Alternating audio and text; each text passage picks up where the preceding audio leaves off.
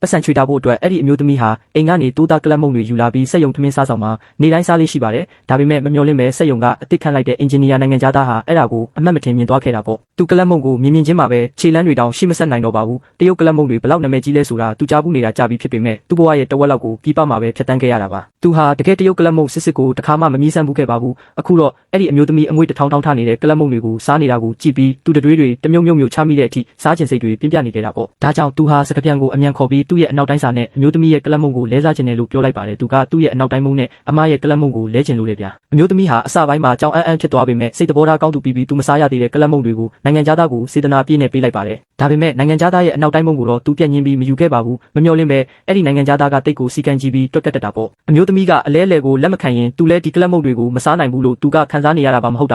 ာဟေးစီအမကရင်ကြေးညင်းလိုက်တဲ့အတွက်ကျေးဇူးတင်ပါတယ်ဗျာသူကအမရဲ့ကလပ်မုံကိုစားပြီးအမကသူ့ရဲ့အနောက်တိုင်းမုံကိုလက်မခံရင်အလဲကမအောင်မြင်ဘူးလို့တွေးနေတာပါဒီတိုင်းသာစားလိုက်ရင်သူ့ပိုက်နာလိမ့်မယ်တဲ့စကပြန်ရဲ့ရှင်းပြချက်ကိုကြားပြီးတဲ့နောက်မှာတော့အမျိုးသမီးဟာစိုးရိမ်စိတ်တွေပျောက်ပြီးမုံချင်းလဲဖို့ထွက်လိုက်ပါတော့တယ်ဒီတင်းငယ်တဲ့အပြုတ်မှုလေးကမကြခင်မှာပဲသူ့ဘဝကံကြမ္မာကိုပြောင်းလဲပြစ်တော့မယ်ဆိုတာသူလုံးဝမသိခဲ့ရှာပါဘူးဒါပေမဲ့နောက်တစ်နေ့မှာအမျိုးသမီးဟာထုံးစံအတိုင်းကလပ်မုံတွေကိုထုတ်ပြီးနေ့လယ်စာစားဖို့ပြင်နေတော့နိုင်ငံသားကစမ်းတဝင်းမုံတစ်လုံးကိုကင်ပြီးသူနဲ့လဲစားဖို့ပြန်ရောက်လာပြန်ပါတယ်အမျိုးသမီးကတော့တခါတလေဆိုရင်ယဉ်ကျေးမှုအရာအဆင်ပြေပေမဲ့နေ့တိုင်းလဲစားနေရင်သူတောင်းစားနဲ့တူသွားလိမ့်မယ်လို့ခံစားလိုက်ရတာပေါ့အဲ့ဒီလိုပြောပြီးတာနဲ့သူကကလပ်မုံတွေကိုကင်ပြီးဘေးဝိုင်းကိုပြောင်းထိုင်လိုက်ပါတယ်ဒါပေမဲ့နိုင်ငံသားကအရှုံးမပေးပါဘူးသူကအမျိုးသမီးနောက်ကိုတကောက်လိုက်ပြီးတောင်းပန်နေခဲ့တာပေါ့သူဟာလက်နဲ့တောင်ကလပ်မုံတုံးကိုနှိုက်ယူပြီးပါဇက်ထဲတန်းထည့်လိုက်ပါသေးတယ်တင်မကသေးဘူးစားနေရင်းနဲ့လေတရုတ်စာဟာဘလောက်တောင်အရသာရှိလဲဆိုတာတစားစားချီးမွမ်းနေခဲ့တာပါအင်းသိရတာရှိတာပဲနိုင်ငံသားရဲ့လူရှင်တော်လိုပုံစံကိုကြည့်ပြီးမျိုးသမီးဟာနောက်ဆုံးမှာတော့မအောင်နိုင်ပဲရဲမိပါတော့တယ်ဒါပေမဲ့သူ့ဘဝကံကြမ္မာရဲ့ဆက်သွားတွေဟာတိတ်တဆိတ်လဲပတ်နေပြီဖြစ်ပြီးသူ့ဘဝကဖြည်းဖြည်းချင်းပြောင်းလဲနေပြီဆိုတာကိုသူလုံးဝသတိမထားမိခဲ့ပါဘူးတကယ်တော့ဒီကလပ်မုံကြိုက်တဲ့နိုင်ငံသားဟာစက်ယုံကလစာအများကြီးပေးပြီးငှားထားတဲ့ဝါရင်အင်ဂျင်နီယာကြီးတစ်ယောက်ဖြစ်ပါတယ်သူဟာစက်ယုံရဲ့စက်ပစ္စည်းအစိတ်ပိုင်းတွေကိုပို့ပြီးတိကျတေချာအောင်လှုပ်ဆောင်ပေးဖို့ဝေးလံတဲ့အရက်ကနေရောက်လာခဲ့တာပါဒါပေမဲ့သူ့ရဲ့ပထမဆုံးနေ့မှာတင်ဒီအမျိုးသမီးရဲ့ကလပ်မုံတွေကိ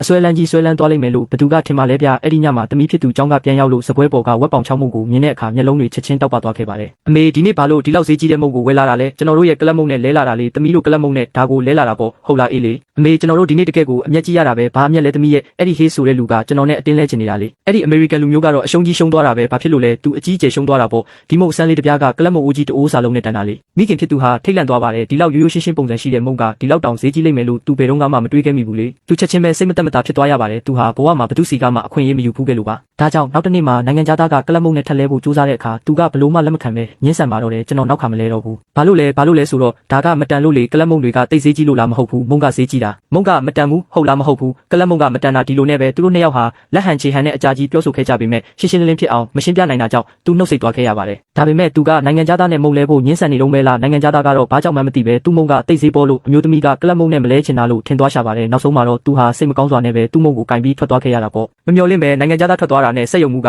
အမျိုးသမီးကိုချက်ချင်းလာရှာပါတော့တယ်တကယ်တော့စက်ယုံဘက်ကနိုင်ငံသားကိုနောက်ထပ်ရက်အနည်းငယ်လောက်ထပ်နေစေပြီးဤပညာတွေကိုလမ်းညွှန်ပေးစေချင်တာကြောင့်သူ့ရဲ့စားတောက်ရေးနဲ့နေ့စဉ်လူမှုရေးတွေကိုစောင့်ရှောက်ပေးမဲ့သူတယောက်လိုအပ်နေတာပါနိုင်ငံသားကကလပ်မုံကြိုက်တက်မှန်တည်သွားတဲ့နောက်မှာတော့စက်ယုံမှုကအဲ့ဒီတာဝန်ကိုအမျိုးသမီးကိုယူစေချင်နေတာပေါ့ဘာလို့ကျွန်တော်ဖြစ်ရတာလဲဟေးစ်ကတိတ်တော်တာဗျသူကကျွန်တော်တို့ပတ်စံအများကြီးပေးပြီးငှားထားရတဲ့ပညာရှင်လေးသူ့ရဲ့နေ့စဉ်ဘဝမှာဘာမှအဆင်မပြေတာမျိုးမရှိစေချင်လို့သူ့ကိုတေချာဂရုစိုက်ပေးနိုင်မဲ့တင့်တော်တဲ့သူလိုအပ်တာစက်ယုံထဲမှာလူတွေအများကြီးရှိနေတာပဲဥစ္စာဘာလို့တခြားသူကိုမရွေးတာလဲဘာလို့ကျွန်တော်ပဲဖြစ်နေရတာလဲခမ ्या ကပါတီဝင်လဲဟုတ်တယ်ကေတာလဲဟုတ်တယ်စံပြအလုပ်သမားလဲဖြစ်တယ်မူလာတန်းတုန်းကတော့အဖွဲ့ခေါင်းဆောင်လုပ်ခဲ့သေးတာပဲဘသူမှဒီလောက်ပွဲထူးကုန်ထူးတွေအများကြီးရှိလို့လဲအမျိုးသမီးဟာတာဝန်ကိုလက်ခံရရှိပြီးနောက်တုံဆိုင်နေမိပေမဲ့လွန်ခဲ့တဲ့နှစ်ပေါင်းများစွာကတည်းကကွယ်လွန်သွားခဲ့တဲ့သူခင်မုံကိုတတိယမိသွားပါတယ်ဒါအပြင်အိမ်မှာလဲသူ့ဖခင်ကနာမကျန်းဖြစ်ပြီးအိပ်ရာထဲလဲနေတာနှစ်ပေါင်းများစွာကြာနေပြီလေအခုဆိုသမီးဖြစ်သူကလည်းတက္ကသိုလ်ဝင်ခွင့်စာမေးပွဲဖြေတော့မှဖြစ်လို့ငွေကြေး PR တွေကသူ့ကိုအသက်ရှူကျက်စေခဲ့တာပါဒါကြောင့်အမျိုးသမီးဟာစက်ယုံမှုရဲ့တောင်းဆိုချက်ကိုလက်ခံလိုက်ပါတော့တယ်